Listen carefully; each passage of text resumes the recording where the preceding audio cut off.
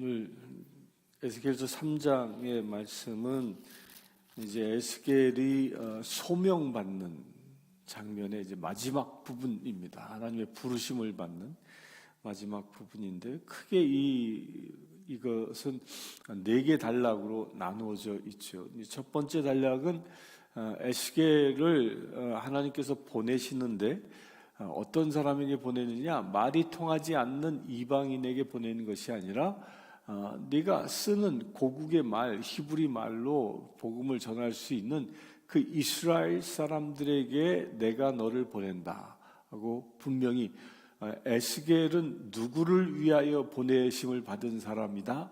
이스라엘의 회복을 위하여, 이스라엘 사람들을 위하여 보냄받은 사람이다. 그 선교의 대상을 분명하게 이야기합니다. 그러나 그 복음을 전해야 할 선교의 대상이 어떤 상태인가조차도 분명히 이야기하고 계십니다. 오늘 말씀의 4절부터 보면 6절까지 보면 이방인들에게, 말이 통하지 않는 이방인들에게 너를 보냈으면 그들은 정녕 내 말을 빨리 알아듣고 회개할 것이다. 그러나 이스라엘 사람들에게 너를 보내는데 그들은 쉽게 돌아오지 않는다는 거죠. 그러니까 이방인들에게 복음이 전해졌을 때 쉽게 돌아온 예가 있죠. 그 요나의 기적이죠. 요나가 이방에 가서 니느웨 성에 가서 복음을 전했을 때 그들이 그 복음을 듣고 아주 간단한 복음, 하나님이 너희를 심판할 것이다, 아주 그 간단한 복음이 선포됐음에도 불구하고 니느웨 성의 왕과 더불어 전 백성이 회개하고 돌아오는 역사가 일어났던 것을 봅니다. 그러나 그렇게 복음을 알지 못하는 사람들에게 아주 단순한 복음이 선포되어졌음에도 불구하고 돌아오는 반면에 이스라엘 백성들은 쉽게 돌아오지 않는다라는 겁니다. 이게 지금 현대의 목회 현장에서도요, 그대로 이런 부분, 이 원칙들은 적용되어집니다. 불신자들에게 복음을 전하는 것보다 더 어려운 게 뭐냐면 냉담자의 신앙을 회복시키는 게 더 어렵습니다. 그러니까 냉담자들은요, 그들은 이미 복음에 대하여 들었습니다. 잘 압니다. 잘 알기 때문에 그 복음에 대한 맛을 잃어버린 거죠. 맛을 잃어버려서 그들이 다시 돌아오게 하는 게 참으로 쉽지 않음을 이야기합니다. 그것이 얼마만큼 쉽지 않은가 하면 7절에 보면 그 이스라엘 족속은 이마가 굳고 마음이 굳어 내 말을 듣지 아니한다. 그러니까 이마가 굳고 마음이 굳었다라는 말은 뭐예요? 복음을 전하는 에스겔을 대하는 태도를 이야기합니다. 이마가 굳었다, 얼굴이 경직됐다라는 얘기예요. 마음이 굳었다, 마음을 꽉 닫고 있다라는 겁니다. 왜 그들은 닫고 있습니까? 죄악 가운데 있기 때문에 닫고 있습니다. 특별히 그들은요, 지금 이 에스겔이 복음을 전하는 그 시점이 어느 시점이에요? 바벨론에 의하여 유대가 이제 멸망당하기 직전입니다. 에스겔은 벌써 2번째 전쟁에 의하여 포로로 잡혀온 상태였어요. 이제 약 4-5년이 지나면 이스라엘은 유대의 성전까지 완전히 다 허물어지는 그런 엄청난 재앙 앞에 놓여 있는 시기입니다. 곧 고난받는 이스라엘 사람들에게, 그들에게 회개의 복음을 촉구하는 현장, 촉구하라는 것입니다. 그런데 그 회개의 복음을 촉구하는데 이스라엘 사람들은 듣지 않는다는 거예요. 마음이 굳었기에, 얼굴이 굳어서. 이 얘기는요, 지금 우리에게도 이 비슷한 현상들이 있을 수 있습니다. 하나님을 떠나서 고난을 받는 사람들이 있을 수 있습니다. 하나님을 떠나서 고난 중에 있는 사람들에게 찾아갔을 때에 그들에게 회개의 복음을 선포하면요, 대부분 얼굴이 굳고 마음이 굳습니다. 네가 나를 정죄하냐? 이렇게 받아들일 수 있다는 거예요. 그래서 냉담자를 전도하는 게 쉽지 않다라는 겁니다. 오히려 그들은요, 자기의 죄 때문에 어려움을 당한 것임에도 불구하고 오히려 위로받으려고 합니다. 그 위로의 복음을 들으려 한다라는 거죠. 세상에 많은 사람들이 죄 가운데 있으면서 회개치 아니하고 오히려 죄 짓는 자기의 정당성을, 자기를 정당화시키려고 하는 위로의 복음을 요구하는 경우가 많다는 거예요.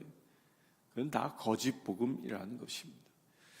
그렇게 이마가 굳고 마음이 굳은 사람들을 대하는 그 에스겔의 태도를 하나님은 어떻게 얘기하냐면, 내 이마를 화석보다 굳은 금강석같이 하였으니 그들이 비록 반역하는 족속이라도 두려워하지 말고 그의 얼굴을 무서워하지 말라. 오히려 이 복음을 선포하는데 마음이 굳어서, 얼굴이 굳어서 마음을 닫고 있는 사람들을 두려워하지 말고 그들보다 더 단단한 얼굴로, 화석이라는 말은요, 이때 당시 이 화석은 어떤 돌이냐면 부싯돌을 얘기해요. 부싯돌. 부싯돌이 뭐예요? 아주 단단한 돌이잖아요. 단단한 돌. 땅 치면 거기에 철분 성분이 많아가지고 불꽃이 땅 튀는 그런 돌을 화석이라고 얘기하는데, 이렇게 단단한 화석보다 더 단단한 금강석과 같은 돌이다. 그러니까 금강석은 이 다이아몬드를 이야기합니다. 그 다이아몬드처럼 아주 단단하게 굳어 있는 그렇게 단단하게 그들을 대하라는 것입니다. 그들이 마음이 굳고 얼굴이 굳었다 하여 피하지 말고 오히려 강건하게, 오히려 강력하게 그들을 대하라는 것입니다. 그렇게 강력하게 대할 때 어떻게 대합니까? 두려워하지 말라는 것입니다. 두려움으로 대하는 것이 아니라 오히려 강건함으로 그들을 대하라는 것입니다. 그들을 대할 때 어떤 일이 일어납니까? 내가 내게 이를 모든 말을 너는 마음으로 받으며 귀로 듣고 사로잡힌 내 민족에 가서 그들이 듣든지 아니 듣든지, 그 냉담자들이 듣든지 아니 듣든지 복음을 선포하라라는 이야기입니다. 말씀 선포의 대상을 지금 에스겔에겐 분명히 지목해 놓은 것입니다. 또한 두 번째 단락으로는요, 이 12절부터 15절까지인데요. 이제 여기에는 이렇게 복음을 전하기에 앞서 하나님은 다시 한번 글을 들어 올려서 천사와 더불어 하나님의 권능을 경험케 하는 사건을 기록하고 있습니다. 우리가 복음을 전할 때는 내 힘으로 나아가 복음을 전하는 것이 아니라는 거예요. 하나님께서는 우리로 하여금 냉담자든 불신자든 이방인들이든 어떤 이들에게 복음을 전하든지 주님께서는 우리에게 당신의 권능을 주셔서 그들에게 복음을 전할 수 있는 힘과 능력을 주신다는 거예요. 그게 12절부터 15절까지 주어진 말씀입니다.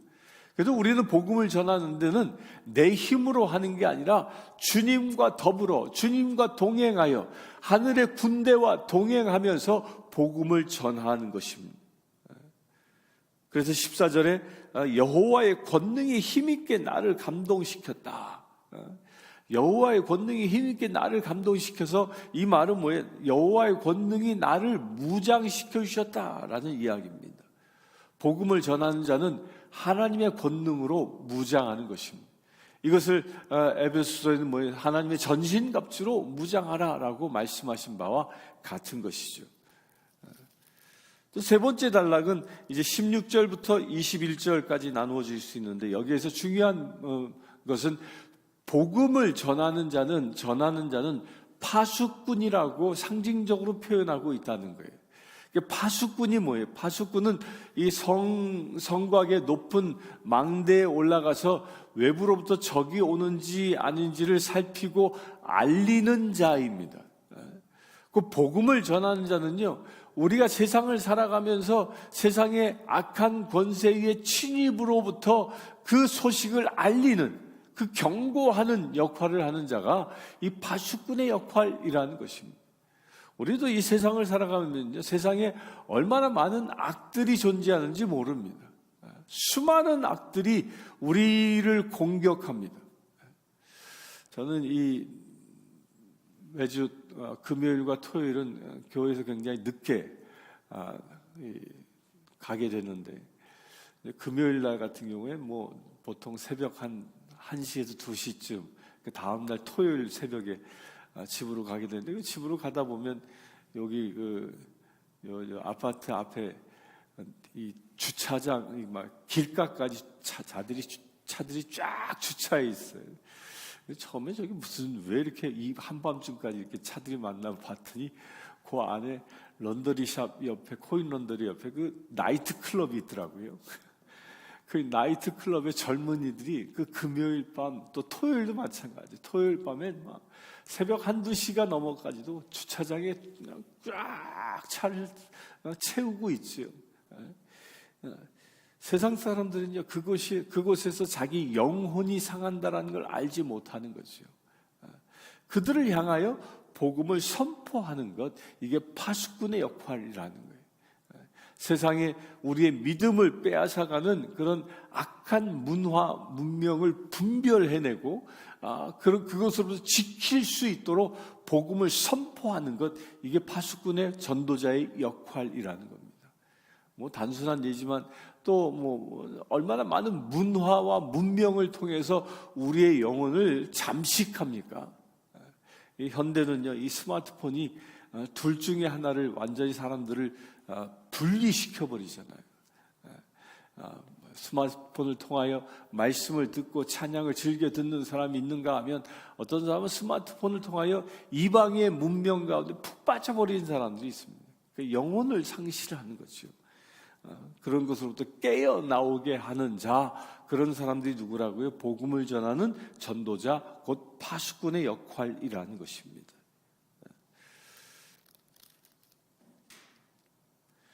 그 파수꾼의 역할에 관하여 오늘 말씀에는요, 중요한 얘기를 하는데, 복음을, 그 불신자들, 냉담자들에게 복음을 전하였을 때 그 복음을 받아들이건 안 받아들이건 그 사람의 선택이라는 거예요.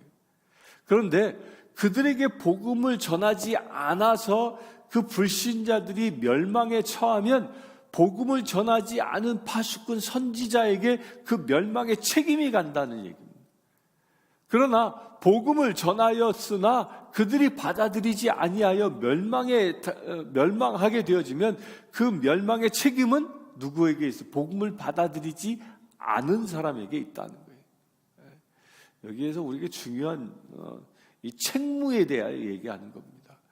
우리는 하나님께서 우리를 이 세상에 보내셔서 지금 이 세상 살아가도록 허락하신 중요한 이유가 뭐예요? 파수꾼으로 불신자에게 복음을 전하라는 것입니다. 그 복음을 전해야만 우리가 그 책무로부터 벗어날 수 있다라는 겁니다. 또 이어서 말씀하시기를 22절부터 이제 네 번째 단락이 27절까지인데요. 여기에서는 에스겔을 말을 못하게 만드는 사건이 기록되어져 있습니다. 그런데 여기 보면 26절에 보면 내가 내 혀를 내 입천장에 붙게 하여 내가 말 못하는 자가 되어 그들을 꾸짖는 자가 되지 못하게 하려니 그들은 패역한 족속임이니라. 그러나 내가 너와 말할 때에 내 입이 열리니 너는 그들에게 이르기를 주 여호와의 말씀이 이러하시다 하라. 들을 자는 들을 것이요 듣기 싫은 자는 듣지 아니하리니 그들은 반역하는 족속임이니라. 여기서 이제 복음을 전할 때 주님은 우리에게 안전장치를 하신다는 거예요. 이게 무엇이냐? 내 혀가 입천장에 닿는다라는 말은 벙어리 되게 한다라는 거예요. 어떨 때 벙어리 되게 하느냐? 그들을 꾸짖고자 할 때에는 벙어리 되고자 만드신다라는 겁니다. 꾸짖는다라는 것과 복음을 선포한다는 것은 다른 이야기라는 거예요. 바른 길로 인도하여 바른 길을 제시하는 것과 꾸짖는 것은 뭐죠? 꾸짖는 것은 정죄하는 겁니다. 우리가 하나님의 말씀을 받았을 때 그 말씀으로만 나의 의의를 가지고, 말씀을 가지고 나의 이웃, 나의 형제자매, 불신자들에게 선포하면 자칫 어떤 자가 됩니까? 꾸짖는 자, 정죄하는 자가 될 수 있다라는 거예요. 그렇게 정죄하는 그런 나의 입술을 주께서는 막으신다는 겁니다. 그러니까 에스겔의 입술을 막으시고 언제 입을 열게 하시느냐? 말씀을 주시고 그 말씀 가운데에 하나님과 에스겔이 깊은 대화를 나눌 때, 내가 너와 말할 때 입이 열릴 것이다. 그러니까 하나님이 직접 에스겔에게 말씀을 주셨을 때에 그 말씀을 전할 수 있는 입이 열리게 된다는 거예요. 그 입이 열리게 되어지는데, 그 어떻게 열리게 되어지느냐?